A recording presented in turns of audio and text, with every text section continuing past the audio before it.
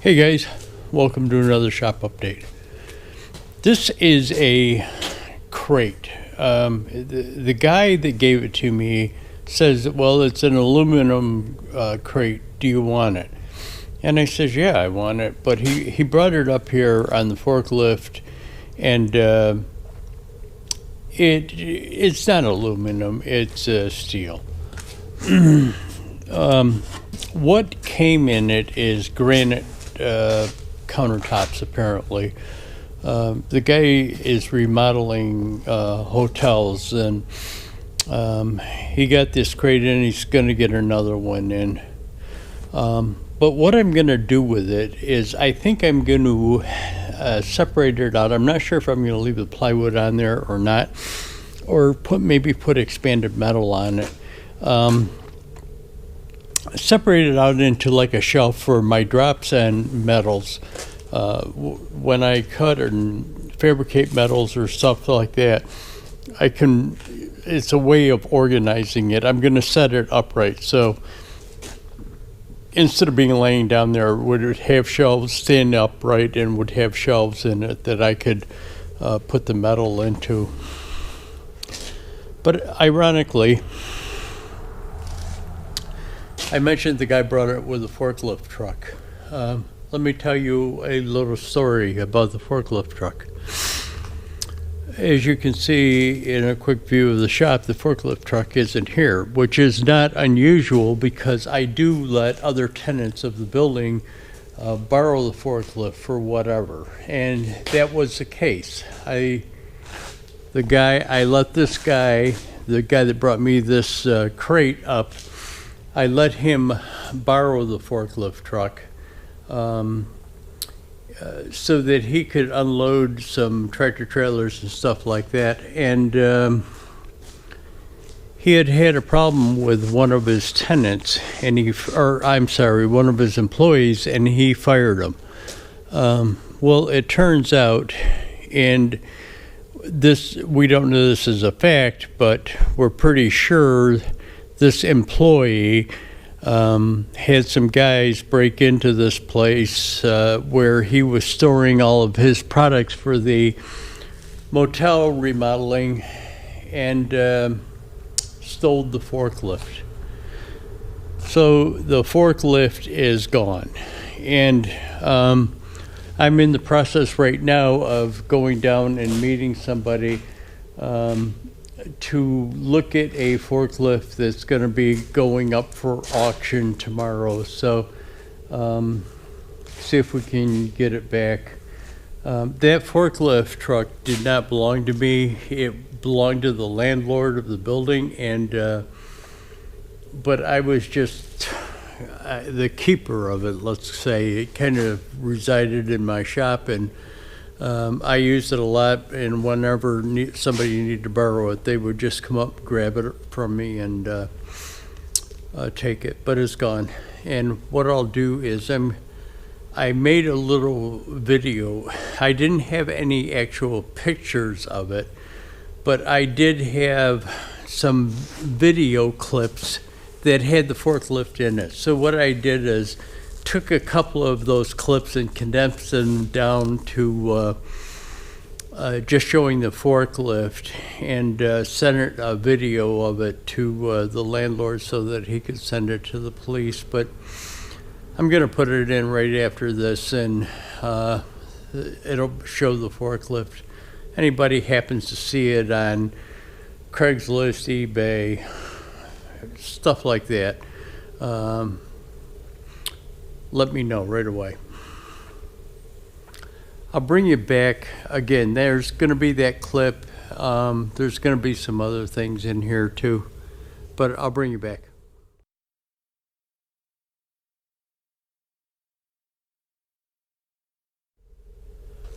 So 3 or 4 videos ago, shop updates ago, I had talked about rewiring that compressor, running some tubing and stuff like that, but I needed to get the lift.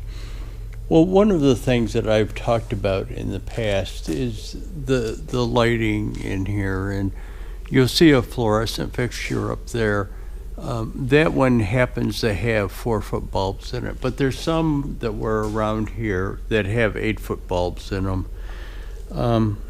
And I had one, it was kind of over my toolbox or in front of the lift, and it was a two bulb, 8-foot fixture, and it went out. The bulbs went out on it, and I don't like those things to begin with. They're pretty. It was pretty high up, and then you have to replace some 8-foot bulbs, and they're really not efficient, or they really don't provide a lot of light in the area. So again, the bulbs went. There's the fixture right there on the lift. The bulbs went, and so I decided to get a couple of LED fixtures. Now, they were kind of like that one that's up there above the bandsaw. I had bought that one at Home Depot. I think I paid like $125 for it or something like that. It's 18,000 looms or 12,000 looms, something like that. Now the thing is getting kind of dirty, so it doesn't look that bright, but let me get to the point. What I did is replace them with those two fixtures that you see up there. And it provides a lot better lighting here in front of it. And so there's another one of those fixtures back there. You can see it's an old fluorescent 8-foot fixture, and at some point in time, whenever that bulb goes, it will be replaced also. And I've because this thing is so much brighter up here where those two new fixtures are than this area back here. Even when those start to go, and I think one of the bulbs in that fixture has gone already, when that starts to go, I'm going to put LED lights back there too. I should note that they happen to be on sale. Well, I'm not sure if they're on sale, but again, I told you that I paid like $125 for that fixture. When I went into Home Depot, they were tagged as $99. So whether they're just coming down in price or they're on sale, I'm not really sure, but I only paid $99 for those fixtures. So just another shop update thing. This is a light bar off the back of my truck. You know, it goes over the license plate. It kind of tucks up in underneath the tailgate and above the bumper. One of the bulbs, there's 3 bulbs in it. One of the bulbs blew out, and I had went into Napa with a friend of mine. He was looking for some parts, and I asked them about the bulb, if it was a replaceable bulb or what it was, and the guy thought it was an aftermarket thing. He thought that this light bar was an aftermarket, but after taking it out to see if the bulb could be replaced, it doesn't look like an aftermarket type of thing with the wiring harness and the connector. But anyways, I got a bulb for it. I actually bought 3 of them, and I think it was like $2 and something. You know, it was pretty cheap, but I'll put it on and show it to you after it's done. It just kind of annoyed me that one of the bulbs blew out so quickly. But I've got to say though, I run, when I'm hauling stuff, I run with my lights on, maybe just not headlights, but just like parking lights or running lights. I run with them on all the time, so it does get a lot of use, but I'll show it to you afterwards. And there it is, all fixed and put back in. I'm not really sure, because of the way that sheet metal is formed under here, there's a little lip that comes out, so I'm not really sure you could get them bulbs out because of that lip the light bar sits above that lip, so I'm not really sure if you could get the light or the bulbs out of that light bar without taking it out like I did. I took the thing out. Now that I know how they go in, as I said, I bought a couple extra ones. Now that I know how they go in, it is going to be, I wouldn't probably have to disconnect it like I did and take the whole light bar out. Just probably unscrew it, drop it down, and replace the bulbs, and then push it back up and screw it back in again. So this is a back seat of my pickup truck, and what I did yesterday was mounted this inverter into the back of my truck so that it would fit under the seat. Let me show you down. And there it is. Now you'll notice that there's something plugged into it. What it is it's got a plug that goes up. I can send it out, and it's got two plugs on it. It's got a USB port on it. But the cool thing about the thing is it's got a remote switch. It's off right now. It's on. I'm going to leave it off, and I'll take you up and show you the remote switch to it. Now, I ran. It was came with very short lead on the thing. Number 6 cable, 6 gauge, whatever you call cable. That's what it came with. And it was short. It was less than 2 feet long. Now, probably because the thing was intended to be probably installed in like the sleeper of a truck, and it would be close to the battery connection, so that's probably why it was done like that. But anyways, I went out and I had to get some cable that I could run up to the battery for it. The place where I went a couple of places and they didn't have any, but not electrical type places, but I went to it's called the Battery Post, and he had the cable, he had the connectors and everything. So but all he had was number 4, and the outside diameter of the cable isn't that much difference with the shielding on it. It's the inside diameter that's different. But I got it number 4 cable, and I'll go up and show you the remote first, and then I'll show you the battery connection on it. Okay, sorry if that camera went nuts at the end. I had to replace the batteries in the gimbal. But anyways, this is that remote thing. Now, I'm not sure how I'm going to mount it right yet. Again, I kind of got, well, let me tell you another thing. I got a tablet. I had to get a new phone, so when I went to get a new phone, I got a tablet. And what I want to do is just mount the tablet. I'm getting a RAM mount holder to mount this tablet in, so that I can just keep it, and while I'm looking for something, while I'm hauling, I can do Google Earth or Google Maps that tells you road conditions, you know, if you've got slow traffic, et cetera, et cetera. But here is this remote thing, and what you do is you just hit it, and it turns it on from here. And there's 2 plugs in it, and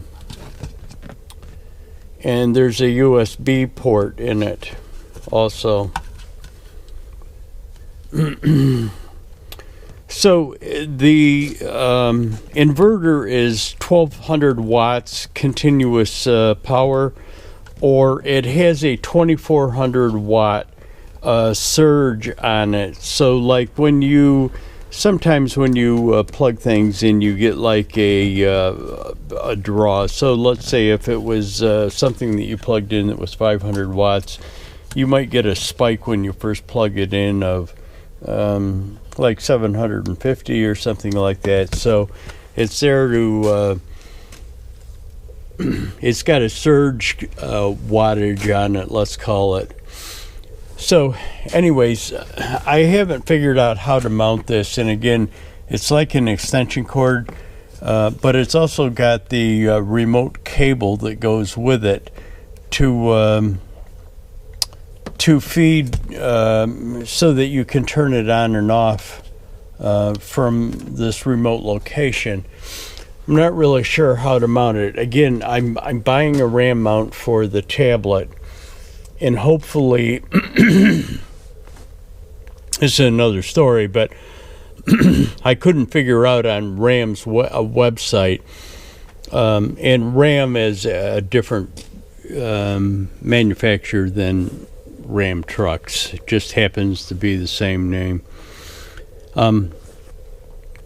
I'd like to be able to adapt off of that RAM mount an adapter to hold my phone to my cell phone so that it's mounted up there.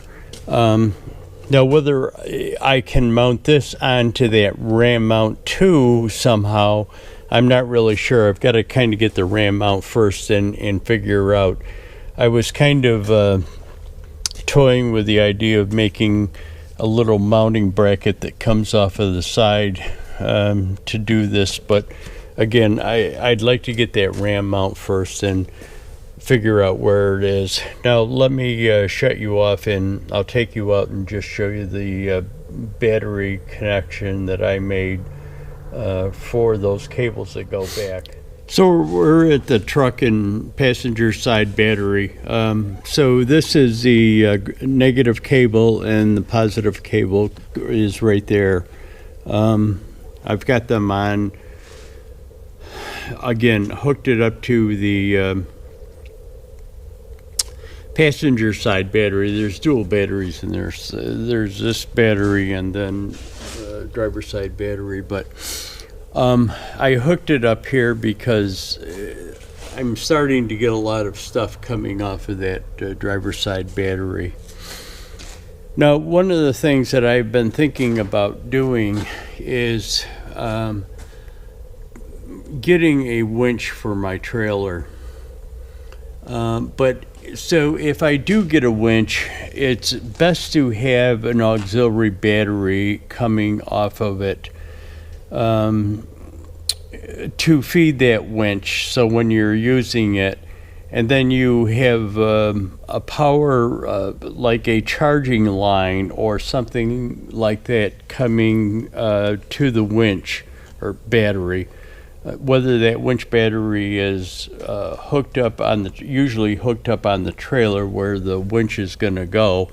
But let me shut you off and explain what my thoughts on this thing is. Here we are at the back of the truck, and as you can see, I've got a 3-inch receiver on the back of it for a standard hitch, whether it be a pinhole hitch or a ball hitch, whatever it is, but it's 3-inch. My thought was I really don't want to mount a winch onto the bed of the trailer because it takes up space, and if you guys have seen past videos, you know that I've gotten some stuff on the trailer that's like over 45 feet long, got a little overhang. If you put a winch in there, it's going to take up space on the trailer.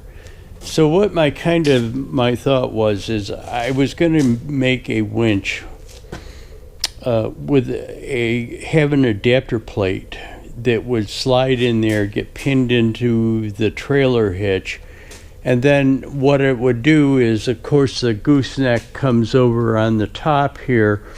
What I would do is have like a pulley or a block and tackle type of arrangement where it would come up to the pulley. The pulley wouldn't be mounted to the trailer full time. I would do it, hang it off of the trailer with strapping, not like a nylon sling type strapping that would be rated for it. So what I could do is just have the winch stored in a box, probably add a box to the trailer and have the winch stored in there. And then when I needed to use it, I could just slide it into the hitch down here and use it to like tow a vehicle up onto the trailer. So again, as I was saying before, you usually need to have an auxiliary battery with a winch. So what I was kind of thinking about doing was up there between the fuel tank and the sidewall of the bed of the pickup truck, I was thinking about putting a battery in there and then running a couple of battery lines out here and having a plug where I could plug the winch into that. So with that being said, and me just showing you the inverter and the 4 gauge wires that I ran into there, what I'm thinking about doing is when I do put that battery up there, what I'll do is I'll tap into those 4 gauge wires and run the 4 gauge wires back here to the battery so that it keeps it charged all the time. But also when I'm using the winch, it can draw off of the winch battery that will be back there and also draw power through that 4 gauge wires that come back to that battery. The same being said for the battery system in the truck. It could go back and this battery back here could provide auxiliary power to the batteries up in the front through that 4 gauge wire. But just some thoughts on what I plan on doing here as far as a winch and what I've done with the inverter and stuff. I'll bring it back. Well, I was out on a haul yesterday. I got a package in, and as you can see from the box, it's a ram mount. Now, if any of you don't know what a ram mount is, it's a type of mounting system that you can put inside of your truck, and it will hold a phone, laptop, iPad, GPS, anything like that. Now, this one I got for an iPad. So here is the mount that the iPad will go into. And here are some of the parts for it. Now, this thing is really beefy. That thing probably weighs about 5 pounds. The post, what it does is there's different mounting scenarios, and you can get these things specifically for your make and model of a truck. And usually the hook to the seat bracket on the floor. This is a universal type mount. I didn't want to get the one specifically for my truck for one reason. I've seen these things in trucks before, but I don't really know anybody that has them. I didn't want to spend a lot of money without knowing the quality of it, how good it was, how it lasted, how it held up to weight on it, etc., stuff like that. So the one that is custom made for your make and model of truck is probably about $60 more expensive than the universal one. So I just went with the universal one, and I'll see how it is. And hopefully if anybody watches this video and over a period of time, you will realize whether it's good, not good, what the faults or the good points of it are. But anyways, I'll bring you back. I'm not going to show you installing it, but I'll bring you back after it's installed. This is just the inside of the truck on the passenger side, and it adapts onto there somehow. So I haven't even opened the instructions yet to see how it fits, but I'll bring you back after I get it installed. Okay, here's that RAM mount installed in the truck. Got my tablet on it, got Google Earth pulled up. And that's basically kind of what I want it for, is to, you can put a address in the GPS, and it takes you there. And it's a truck GPS, so it doesn't take you down narrow roads and stuff like that, or it warns you of stuff like that. But once you get to the location, it's nice to get Google Earth and take a look from a sky view of what you're going to be dealing with getting into a location. Sometimes you might pull in and it's you can't turn around in there, or you end up having to back out and back in. So it's kind of nice to pull this up beforehand and kind of see what you're going to be dealing with. Let me shut you off, and what I'll do is I'll take you over on the other side and show you the mount. And there's a mount bracket down there, and it's fairly sturdy. Time will tell whether road vibration, stuff like that, loosen it up, but yeah, there it is. In the first video, when I told you that I had gotten it and told you that I got that universal mount, after getting it, in hindsight, I probably should have gotten the mount that was specifically built for this truck. Because what they do is they give you a universal plate and a bunch of adapting bolts, sleeve spacers, stuff like that, to go in there. You end up with a bunch of hardware left over that could have been used for other applications, but I guess in hindsight that I understand that, but I guess I would have bought the one specifically made for this make and model truck. But then again, I've never used one, so who knows? Maybe there could have been issues with that, but time will tell. I'll let you know what happens and how it comes out. One of the issues that losing that forklift has presented is I had been working on the haul truck, and I was to the point where what my next plan was to do is take this take the haul truck outside, turn it around so that it was backed in here, so that I could test fit the sleeper on it. What I was going to do is bring the sleeper over, get it up onto the lift, so that I can roll the haul truck back underneath it to get it test fitted on there. Well, losing that forklift presented a problem, and presented two problems with that.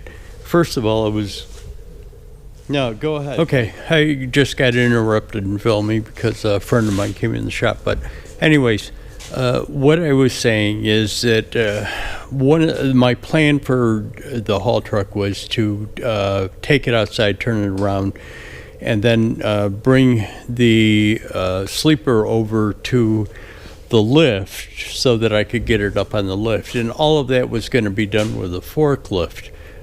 Taking the truck outside, turning it around, and backing it into the shop, and then bringing the sleeper over to the lift so that I can get it up on the lift was all going to be done with a forklift, and the forklift is gone now. But So there's a but. What I will do is we have secured another forklift at an auction, and what I'll do is I'll throw a couple of pics over there showing you the new forklift truck. I haven't gotten it yet. We won the bid. There's a guy that I do hauling for, and he actually picked it up for me through this public auction, picked it up for us because it technically belongs to the landlord. Picked it up for us at an auction. This is kind of what this guy does, is buys and sells stuff at auctions. He used to deal a lot in forklifts, and he's dealing more in generators now than he is in forklifts, but he's still got them contacts, so he was able to secure us a forklift truck. What we wanted, he wanted a 3-stage or 3-tiered mast, at least 5,000 pounds, and this forklift is a 3-tiered mast. The forks go up to, I think it's 16 feet or 18 feet, and 6,000 pound capacity, Caterpillar type forklift, getting pick and pick over there. But anyways, we'll once I get that forklift, then the haul truck project will be back on again. Okay, so this video is getting too long. I had some other things that I was going to share with you and show you, but again, it's getting too long. So let's wrap this up. Thanks for watching, guys. Hit that like button, subscribe. The other things I'll show you at another shop update. Thanks again, guys.